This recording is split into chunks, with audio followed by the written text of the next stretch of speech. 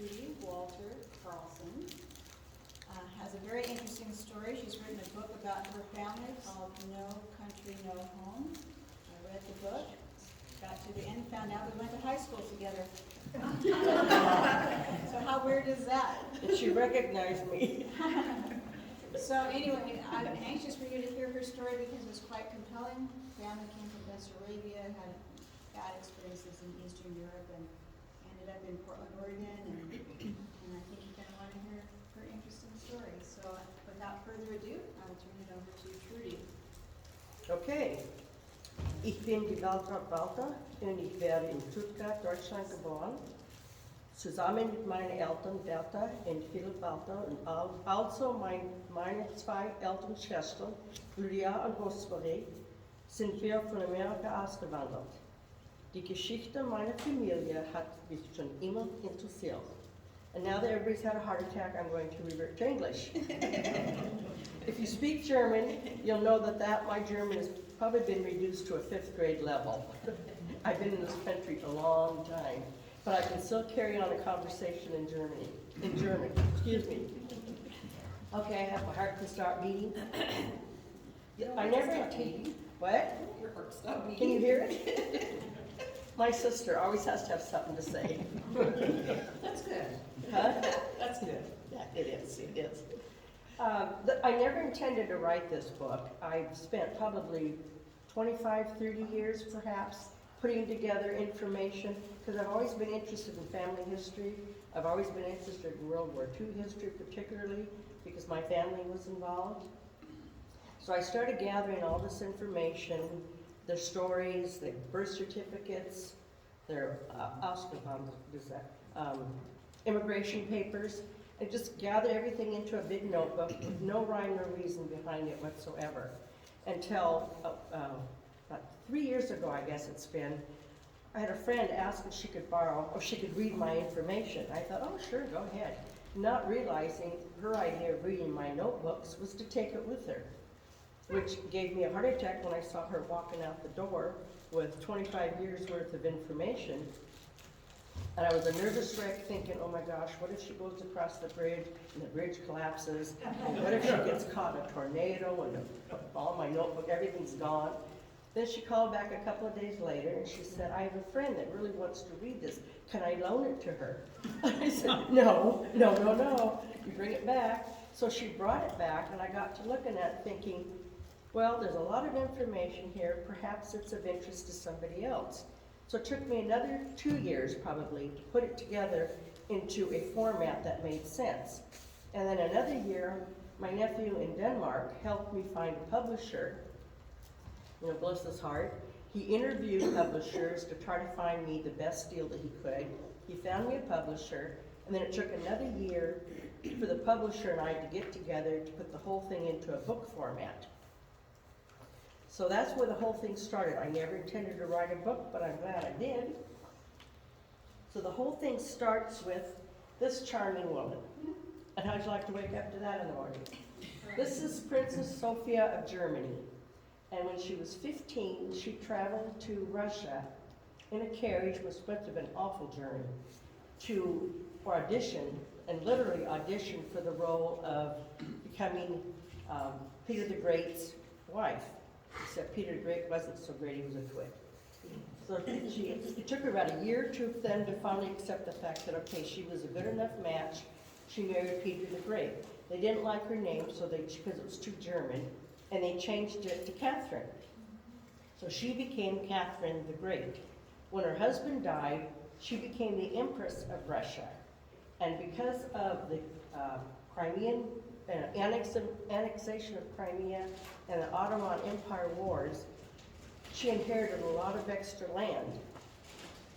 And because of that, she encouraged the German people to make sure German, she encouraged her people to come to Bessarabia, and she would provide them with land and whatever they needed to set up farms. Most of you by now know where Ukraine is, but Bessarabia, if you look at the map I gave you all, Yeah. it's an itty-bitty little purple sliver between Ukraine and Romania. That little sliver of land was Bessarabia. Now it's called Moldova. Yes. Isn't it now called Sinistria or something like this? Isn't it I what? think I heard it in the news. Sinistria or Genistria or something like that. Yeah, I It's a don't, little suburb. It was in the news right now. I know they're getting ready to invade Moldova. Because supposedly there are Russian-speaking people there. Yes, So the Russians are gonna try to make a big deal out of it. well, they already are. But at any rate, this is Bessarabia, and there was like 93,000 Germans that came to this part of land. So what happened was, and Excuse me, were those what we now know as Black Sea Germans I don't know. in Moldova? Yeah. Could be, I don't know. Okay, versus all the Germans, okay. And I'm going to read, I compiled my family story. My mother was Bertha Walter, my father, Philip Walter, my Aunt Katie, who's my mother's sister, and my Uncle Adam, who is my mother's brother-in-law. It's the four people, and then my oldest sister Lydia, her story's been told too. And I'm going to read their words because I want to do them the honor and the respect of using their words and what they saw and what happened to them. And I'm afraid if I tried to paraphrase, out of respect for my family, I want to use their exact words to tell their story. So I'm going to read from parts of my book. And you too can have a copy that looks like this. Okay, let me go back here. Starting in June of 1940, the Russians took possession of Bessarabia, letting Romanian soldiers move in to plunder and loot the villages and towns. Our family was forced to hide their livestock in hedgerows, ditches, and shrubs. A short time later that year, Bessarabia was annexed to the Soviet Union. A treaty was reached between the Soviet Union and the Germans. Grandfather Heinrich Zorn didn't hesitate. He knew that because they were German settlers, they therefore had no rights whatsoever in Russia, and their land, houses, and goods would be confiscated by the Russians.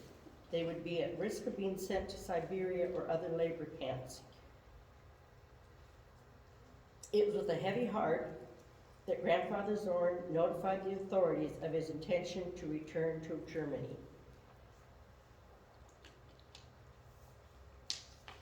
Whose story are you reading now? What? Whose story are you reading? I am reading Aunt Katie's. It goes back and forth. So the Germans were rounded up by the German soldiers and loaded into large trucks, taking only what they could carry. This is back in Bessarabia. This was in 1939. This is the congregation that my family attended in Bessarabia. The next picture is in 1940, and this is the last picture taken of this group of villagers before they were banded up into trucks and taken to Yugoslavia. This is where they were. This is a picture of them being rounded up. They were rounded up and put into trucks. They were then put on the ships to go to Yugoslavia. From Yugoslavia, they were rounded up and taken to these tents, which is in Poland. And by this time it was winter, and the weather had turned bitterly cold. The family was determined to stay together. Children and the elderly cried because of hunger. They were housed in a school with 200 people grouped into 5 families living in one schoolroom. The young people were put into train and taken to Austria, where they were recruited to work for the German military. Older men that owned horses and wagons had to go to Austria, where their horses and wagons were then confiscated. I'm sorry if I get emotional, but this is my family we're talking about, and it's personal.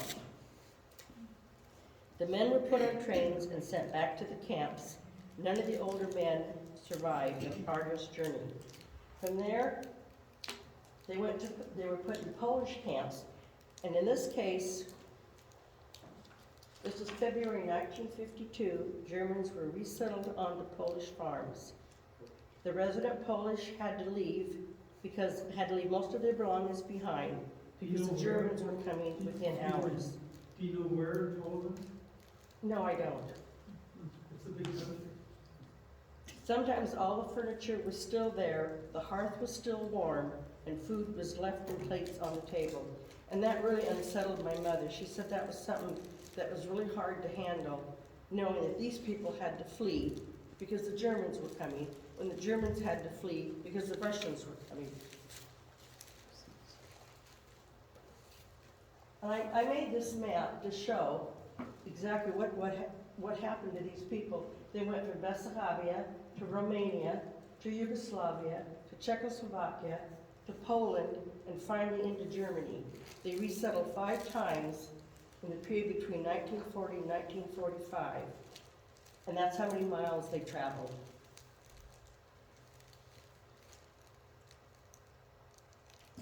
I put this picture up because this is not a picture pertaining to Bessarabia, but this picture shows the International Red Cross. And it's because of the International Red Cross that families were able to find each other as they traveled across the country.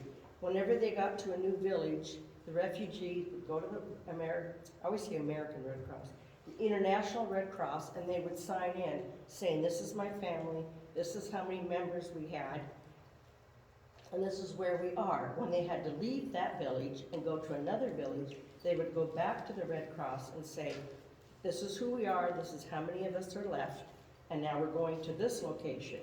And that's how they kept track of all these refugees as they crossed Europe. World War II was well on its way. This is still my Aunt Catherine talking. The Russians took possession of Bessarabia. Romanian soldiers moved in and proceeded to plunder and loot the villages and towns. I think I'm getting way ahead of myself here.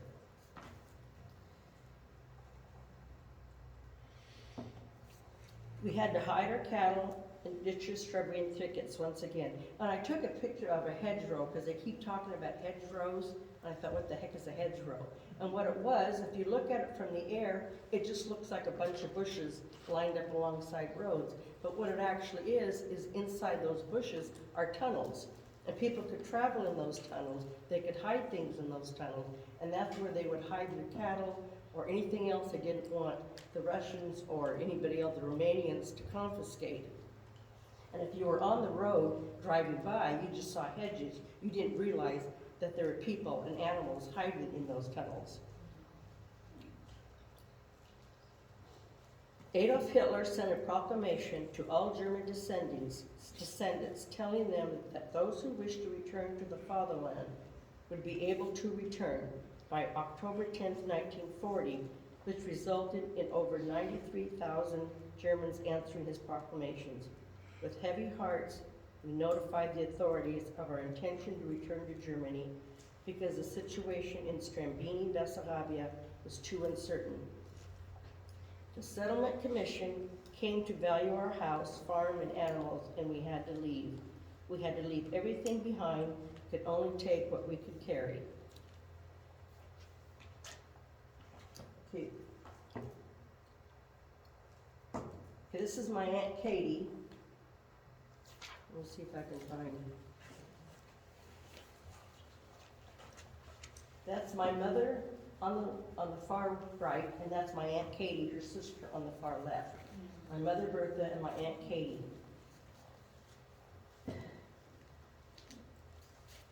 Aunt Katie, this is her story, and I'm reading her words. The older people were picked up and put in military buses. The men left with the horses and wagons. Within 2 hours, our entire village was deserted, while only the dogs remained to howl as we pulled out. This was the first time we left our belongings behind, our land, our houses, everything of which we had been so proud. We had no money, not one coin. That was difficult. In the large square, we could see hundreds of wagons, all confiscated. All our hope for survival was shattered. We were not allowed to even keep our wagons. The women, children, elderly reached Austria, where a large camp was set up, and everybody had to line up for their meals. How difficult it was. In 1941, Aunt Katie says that in the middle of the night, our neighbor knocked on our window and told us it was time to flee again. Helpless and alone, I stood there. The children were sleeping soundly in their beds. I woke Reinhardt first, and then Eleanor. And because I had already prepared them for the trip, they knew what to do. This is my Aunt Katie, Uncle Adam, and 3 of their children at this time. Yeah, they went to the train station. Their wagon followed other wagons in their flight. Because all the roads were congested with refugees, we decided to continue our trip by train. The trains that arrived were already overcrowded, but we had to get on.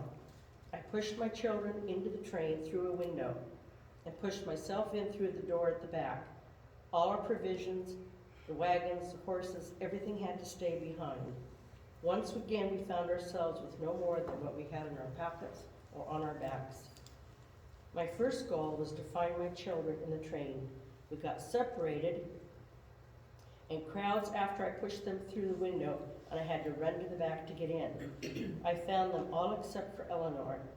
Desperate and distraught, I continued searching. I found her under a bench, motionless and almost suffocated. I pulled her out and she revived. Finally, the train started to move, and outside people were screaming and crying as they were being left behind. The scene was horrendous and one I will never forget. And this is a picture of showing what they went through to get on that train.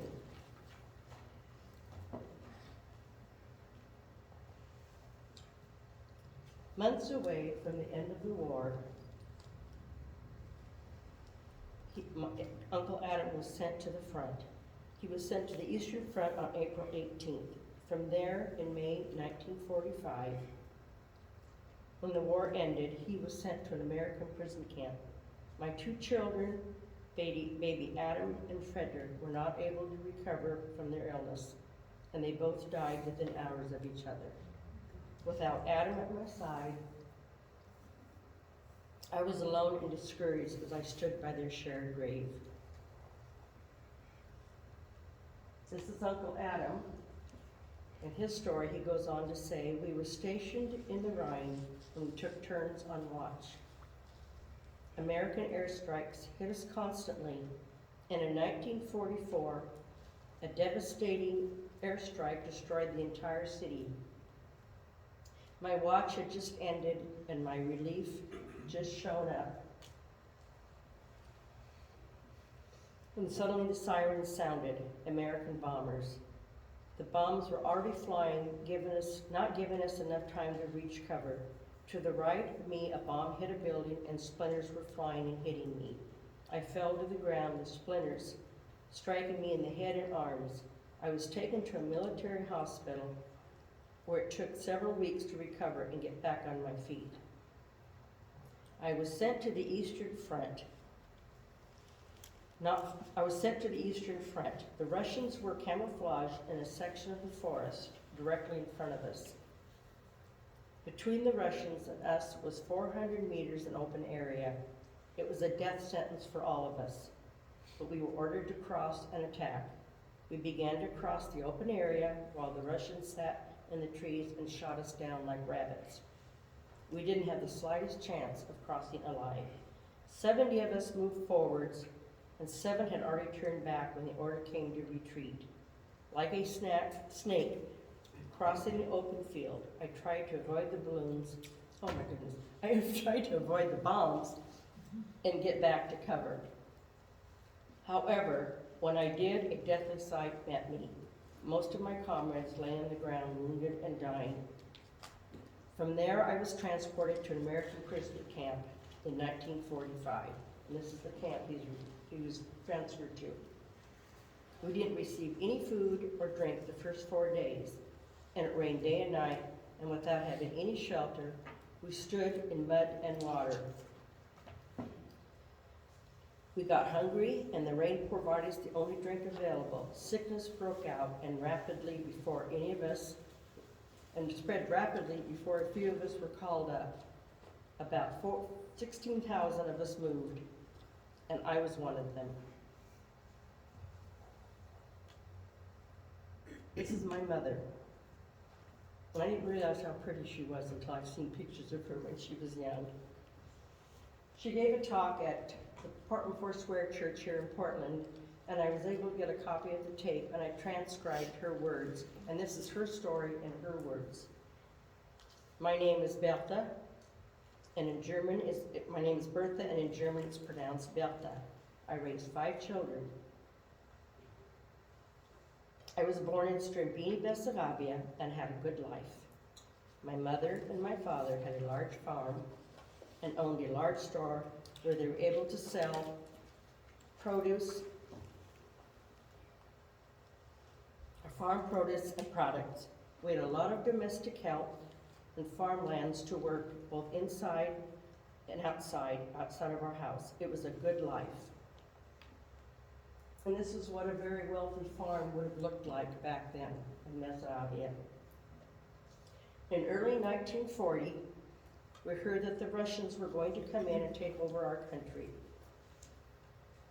We were prepared, and we kept the kitchen windows open, and when they came and knocked on the door, we immediately went out the windows and hid in the orchards. They confiscated both our houses and moved in. They slaughtered whatever livestock they could get their hands on. We were never free of the fear of wondering what was going to happen to us.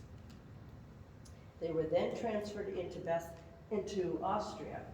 And this is a picture of a monastery just to show how the monastery sat up above the village. Because one of my mother's stories were that later we were gathered, then grouped for transportation into Austria, where we were housed in a big monastery that looked down on the village about a half mile below. At that time, we were 250 refugees. There was about 5 families per room. In the beginning, they gave us enough food, but after a week's time, we were not getting any more food, water, or any other provisions. The food ran out, and we were unable to leave and get more food because the monastery doors had all been locked. We were locked in, and nobody in the village below us knew we were there. The troops that had moved us 2 weeks previously locked the doors and didn't tell anybody we were there. After a few days, my mother said to me, "Come, let's go downstairs, and I'm going to put a note out the window, and hopefully somebody will find it. I want my family to know how and why I died." So she threw the note out, and there was a villager passing by under the window, and she said, "Can you mail this for me? I need my family to know what happened to me." He left promptly, and he came back and bringing a lot of food and water and other villagers, and they were pounding on the doors saying, "Is this true? Are you really in there? Are you really locked in? And are you starving?" And everybody shouted, "Yes, yes." The villagers notified the authorities, and they were kept at the monastery for another 2 weeks before being transferred to Czechoslovakia. We were put in a schoolhouse, and all 250 of us were packed with several families in one classroom with bunks. I slept next to my brother, and my mother slept next to my sister. My youngest sister and I had to scoot sideways to get into our beds because the room was so crowded. We stayed there in that room for weeks. I was 14. This is a picture of my mom at that time.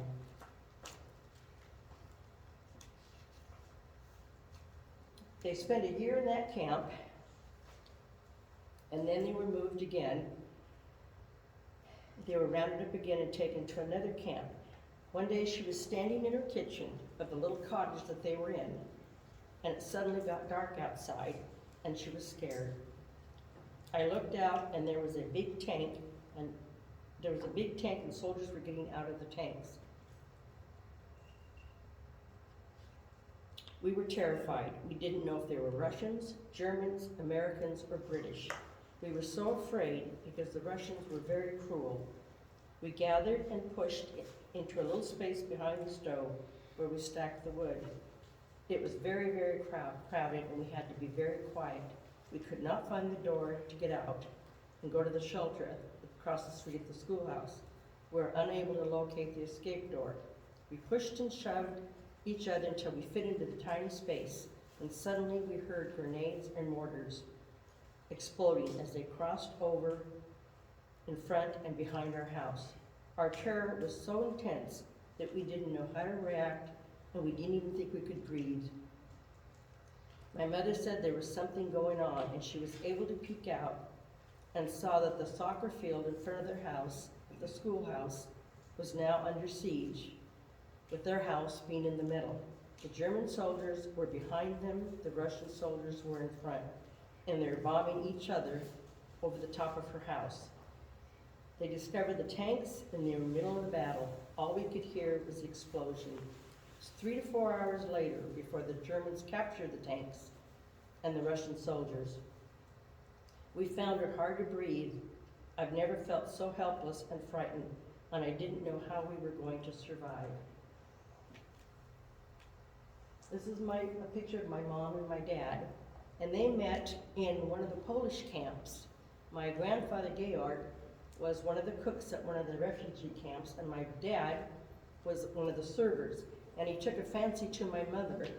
And so when she came through the food line, he would take the ladle, long-handled ladle, and he would dip it down to the bottom of the pot and get all the goodies, the turnips, the potatoes, everything that was good at the bottom, and make sure that her plate had plenty of the good food instead of just broth. And that's how she managed to survive. This is my mother and Holding, her sister, and that's my baby sister Lydia. Holding, 7 years old, and she had been put in a hospital because she had some illness that nobody was ever able to diagnose, because back then. My mother found her, brought her back home, and about a week after she was found, somebody came running in and said, there's a little girl that has just been run over by a tank.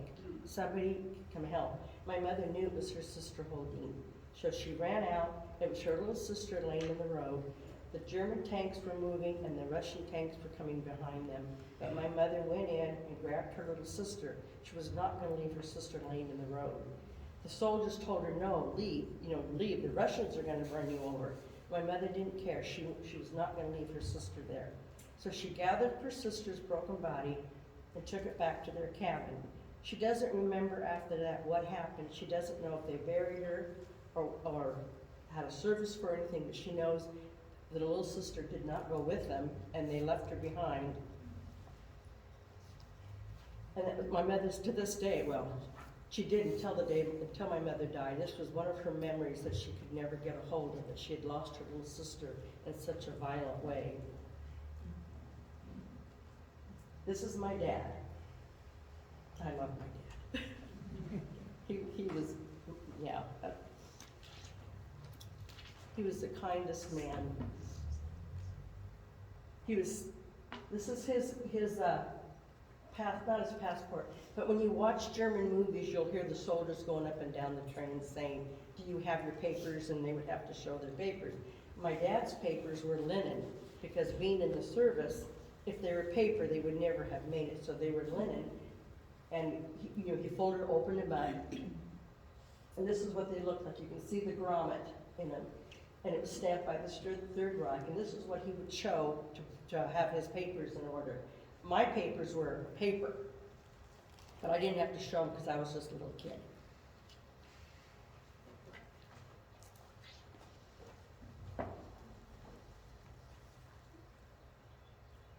Oh, I went way too fast. What am I doing? Forward instead of backward. The end. Somebody help. Well, that was good. Lars, what did I do? I went the wrong direction because I needed to take a breath. Okay, just go back. Okay, Where? okay, there. There? No, one more. Keep on. Yeah, no, okay. So that one? There. Yes. Okay, so right. Whew, that was exciting. Huh? This is my dad, obviously. He was 16 years old when he was called into the service. And when you were called into the service during World War II, you weren't called in for 2 years like you are here. He was called in for the duration of the war. He spent the first 6 months in German-occupied Denmark, which I find interesting because Lars' grandfather was in the resistance in Denmark against the Germans. And I wonder if they shot at each other. And Lars is? Lars is my nephew. He's my sister Lydia's son. But so anyway, my dad, this is my dad. He was 6 months in Denmark, and then he spent 4.5 years in Denmark living in the trenches. And this is what the trenches looked like. He and his companion lived in these trenches for 4.5 years. They were long, narrow trenches dug into the ground and were muddy, uncomfortable, and cold. They would flood in bad weather, causing trench foot among the soldiers. Soldiers often lost fingers or toes to frostbite. Some soldiers died from exposure. There was one time in late 1944, while in the trenches, Dad and his comrades in arms saw a German ship being bombed, and they could hear the screams and see the hundreds of soldiers on board the sinking ship leaping into the ocean. These are my dad's words. I was able to talk to him at length about his stories in Germany in the war. When my mother was alive, she wouldn't let him talk. She thought her story was a better story than his. So we had to wait to be able to hear my dad's side of the story, right, Heidi? It must have been a German ship, because otherwise it would not have been attacked by the Allies. Dad said he and his fellow soldiers were helpless. They could only watch and not be able to help because they wouldn't be able to save any of the doomed men anyway, and they also would have given away their position. He recalled how horrible it was listening to the soldiers screaming and crying for help and not being able to do anything to help them. They later learned it had been the Tripitz, I don't know if you say that right, that was bombed by the British. And that ship also became a famous movie later on. It was interesting to know that was my dad watching that ship being capsized. Eventually the ship sank, claiming the life of more than 900 German soldiers. While in the trenches, the soldiers heard a lot about what was happening back in Germany, but they couldn't believe that the motherland could possibly be capable of such atrocities. They thought it was just propaganda being broadcast by the Norwegians to dampen the morale of the German soldiers. They couldn't talk or discuss anything about the war amongst themselves because they could not trust each other. If they said something that they shouldn't have said, they would be immediately turned into the commanding officer, and they would be shot. No questions asked. It wasn't until quite a time after the war that my dad found out what really had happened in Germany. He didn't realize the magnitude and the scope of what had happened. During the last year of the war, Dad and his fellow soldiers were constantly told by the German authorities that Germany was winning the war. However, they had found a radio and they were listening to that undercover, and when they heard that over the European airwaves that the Allies were now involved in the war, they knew the war was over, and they knew that Germany had lost. This once again is my dad. He's the one on the picture on the right, he's the one in the bottom left corner, and on top he's the one that has his shirt, his hand in his shirt. He must have thought he was Napoleon. We went to Texas. After the war, they lost everything during the war, and my dad could not handle what he had found out that Germany had done to their own people and to others, the Gypsies, the Romanians, the Jews. He couldn't deal with it. And he didn't want to stay in Germany any longer. He wanted out. So they applied for refugee status to Switzerland, Switzerland, America, and Argentina. A lot of Germans went to Argentina. They were accepted into America. So we came through America. We came in on the SS Samuel, the three of us, and my mom and dad. This is Lydia, Rosemary, and me. Heidi wasn't even a blink in the eye yet. Oh, there she is. I forgot where you were. Much more than a blink now. Some more a blink, yeah. So we came into Texas, and the only memories we have of Texas are the ones that my sister Lydia wrote. And in the eulogy to my dad, she wrote that after arriving in America, his first motor vehicle was a pickup. The first time I drove with my dad, he didn't quite manage the curve on the country road, so we ended up bouncing along in a cow pasture in Texas. Once he learned around those curves, he decided it was time to get his license. I was 8 years old at the time.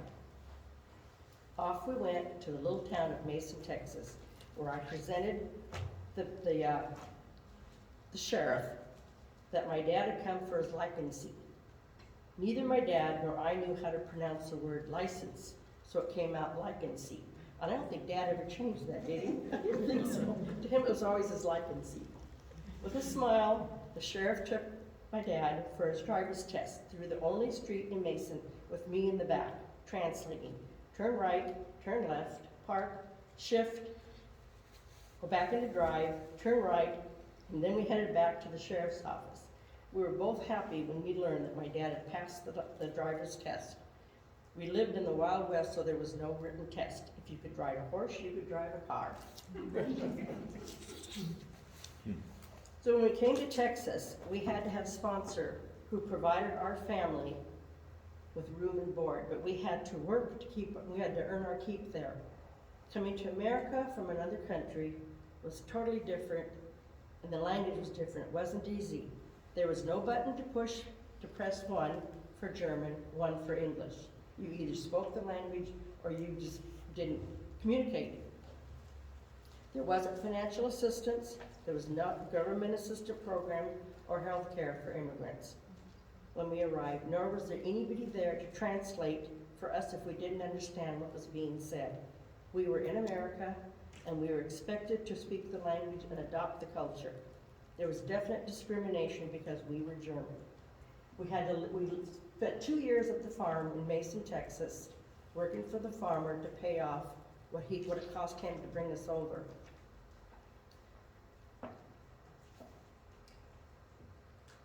Oh, about me. This is the best part. It's all about me. And look how cute I was. That's my birth certificate, and that's me coming over on the ship, the MS Samuel, in Texas. We came through New Orleans and we came into Texas. And what made us different, my sister and Heidi and I spent, 11 hours one day going through all the things that we went through that made us different. One of the things that made us different was that our Christmas was on Christmas Eve. It was not on Christmas Day. We did not know who Santa Claus was. We'd never heard of Santa Claus. We didn't know who the heck he was. Our presents would appear under the trees during the week, which made it fun, because every morning we could come out and look to see what other presents we had. This was the 4 of us. This was my brother. He was born in Texas. And what's interesting to me is that Lydia in the middle, Rosemary, Carl, and me, and then my sister Heidi, all 5 of us were not born in the same country. We were all born in different countries. So we're glad Mom and Dad didn't move anymore. Yeah, Well, you were born in the States. Different states. different Carl was state. born in Texas and Heidi was born in Oregon. At Christmas, we received chocolates and advent calendars from our relatives in Germany. Nobody in our family, what? Well, you Texas said, and Oregon are kind of like different countries. Yeah, they're different. Careful, I knew you when you had hair.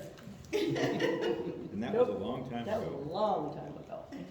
Nobody in our neighborhood knew what an advent calendar was. Easter was a sacred holiday, and the Easter bunny or colored eggs did not come into the equation. It was a very religious holiday. The only thing we got was new Easter dresses, patent leather shoes, and white gloves. I had pictures of me wearing my little white gloves, thinking I was really hot stuff. Then there's the tooth fairy. You say, what? She did what? She left money for what? We'd never heard of these things. We'd never heard of St. Patrick's Day. We didn't know May Day, and there was definitely no Thanksgiving. We were the only family on the street where our mother made bread and covered the dining room and kitchen tables with slabs of dough, sliced, ready for slicing noodles. Note, we never had store-bought cookies or pastries. We had our church clothes, our school clothes, and our play clothes, and we did not intermingle them. We came in through the back door. Front door was for company only. And Heidi reminded me, we were laughing, that all the other kids had sandwiches made out of Wonder Bread which was wonderful. We wanted Wonder Bread too, but we had big slabs of bread from my mother's homemade bread. And as Heidi pointed out, we had the good stuff. We just didn't know it. We wanted the balloon Wonder Bread, as everybody else had. Okay, What? even to our 80s, we always still use the back door. The front door was Yeah. for guests. Yeah, we always, Yeah. yeah. No, but we never came through the front door. In fact, we never spent time in the living room either. That was for company. This is another picture of this place. Heidi hadn't come along quite yet, so we must not have been in Oregon yet. And the history goes, which we didn't know until my mom's funeral, is that my family was on the way from Texas. That we banded together with a bunch of other families that came over on the ship with us, and we caravanned on our way to Colorado. And somebody wanted to stop off in Oregon. I don't know why you could stop off in Oregon on the way to Colorado. Nobody's explained that one, but somehow we wound up in Oregon, and then we all stayed in Oregon. This is me. I wanted you to see how cute I was. This is me in 3rd grade. And when I started school, I did not speak a word of English. And for some reason, and I went to Mount Tabor Annex, and we lived on 56 just off of Gleason. I had to cross Burnside and Stark to get to school, which is about a mile between that and to get to the kindergarten. And I did this by myself at 5 years old, because that's what we did. It never occurred to us that this was unusual. My mother didn't drive, so if we went anywhere, we had to walk. So I walked that route every day and back. I don't know how I crossed 2 major bridges. I would have had a heart attack if my kids ever did that at 5 years old. But when I started kindergarten, I did not speak English. And for some reason, which I still don't understand, there's no explanation, I got the name of Violet. That's what they decided my name was. My name is Waltraud. My nickname is Traudel. I don't know where Violet came from. And it couldn't have been my mom, because she didn't speak English, so she couldn't have told them. But I didn't like that name. So in 3rd grade, English was our second language. I had to learn English, and in 3rd grade, I had my fill of being called Violet. Everybody else in my families, their names could be translated into English, except Waltraud could not be. And I like my name Waltraud. I like the nickname Traudel, just that nobody could say it. So people had a baby about 3 doors down from us, and they named that baby Trudy. I thought that is a beautiful name. I like that name. So I went back to school, crossed out Violet on all my paperwork, and wrote Trudy. The teacher said, no, you can't do that. That's not your name. And I said, my name is Trudy. She goes, that's not your name. I said, well, either is Violet. I'm not answering Violet anymore. And so she made me stand up in front of the class. And even though that was, I don't know how many years ago, I still remember that day. She made me stand up at the front of the class, and she said, you're going to stand there until you answer to Violet. I thought, I'm going to be here a long time. So I was standing up there. I had to go to the bathroom. So I raised my hand. I said, I have to go to the bathroom. She said, no, you don't. You're just trying to get out of standing there. I thought, I do too. So I did. I went to the bathroom. I never got a problem with being called Violet again. I was called Trudy from that moment on. That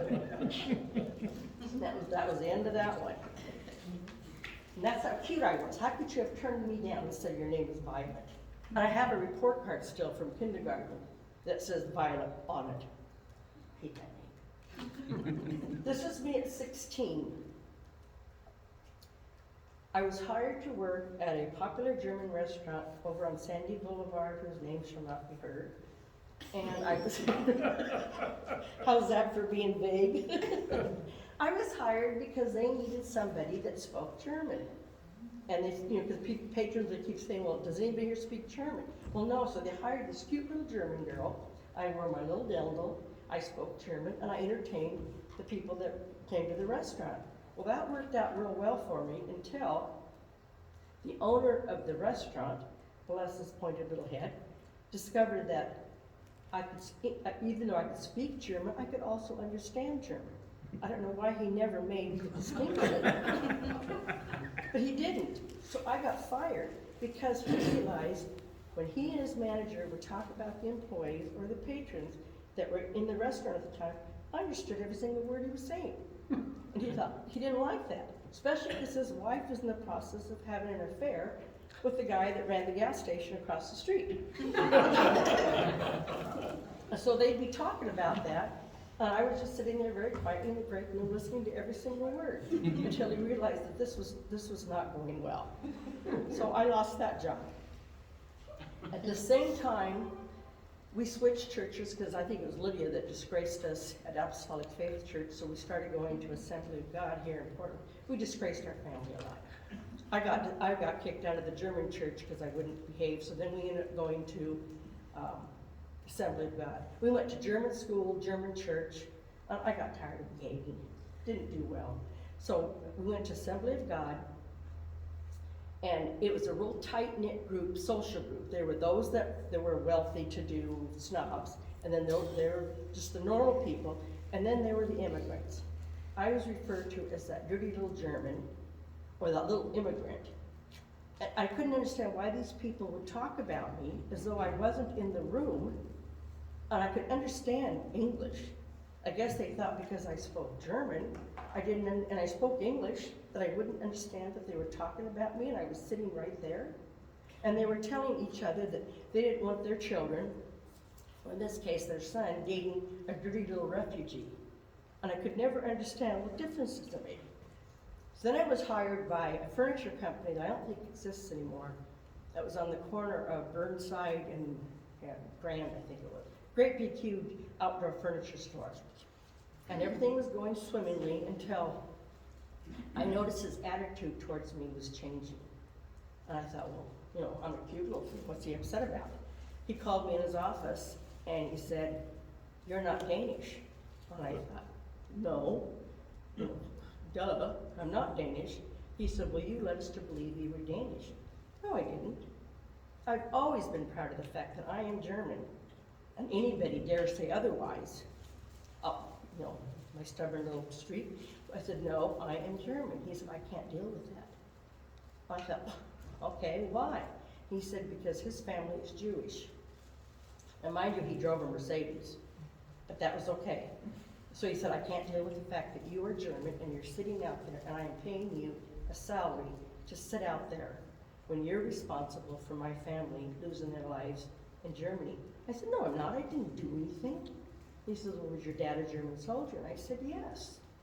But he didn't have anything to do with the Holocaust or all that. He said, "I know he did." He was almost in tears, and I felt sorry for him because he really couldn't handle the fact that I was German, even though I had nothing to do with it. And he said, "I have to let you go." And I said, "You're firing me because I'm German?" And he said, "Yes." He said, "I know you can file a lawsuit against me." And I said, I remember telling him, no, I wouldn't do that. I think I was 18 by then. I said, "No, I'm not going to do that because you have a problem. I don't. I can go get another job. You're the one stuck with yourself."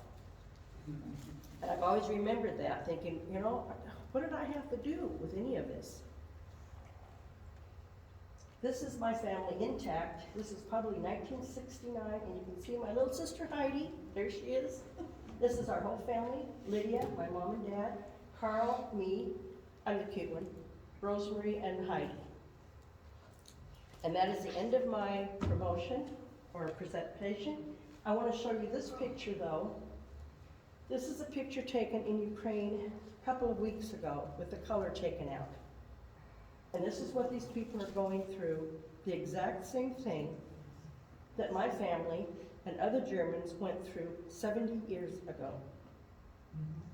So, and because of this, I feel something for the International Red Cross, and so 10% of every book I sell is going to the International Red Cross for Ukraine.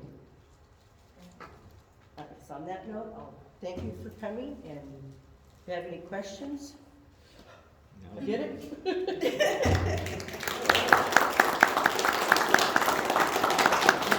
Thank you for giving up your beautiful Saturday afternoon for me. Yes.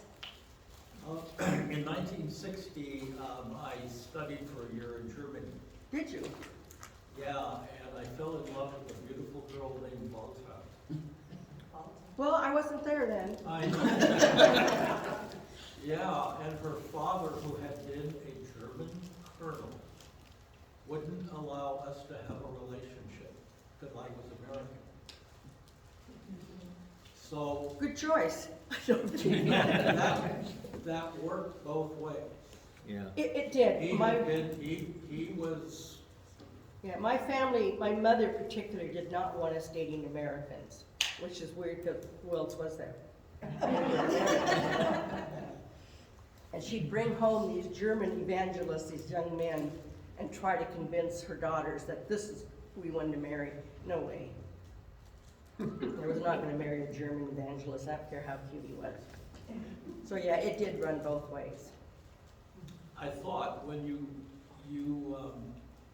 spoke of yourself as Trudy, that might have been the nickname for Baltown. When you consider the No, most second people part of think the it's a nickname for Gertrude. Well, that's true, Yes.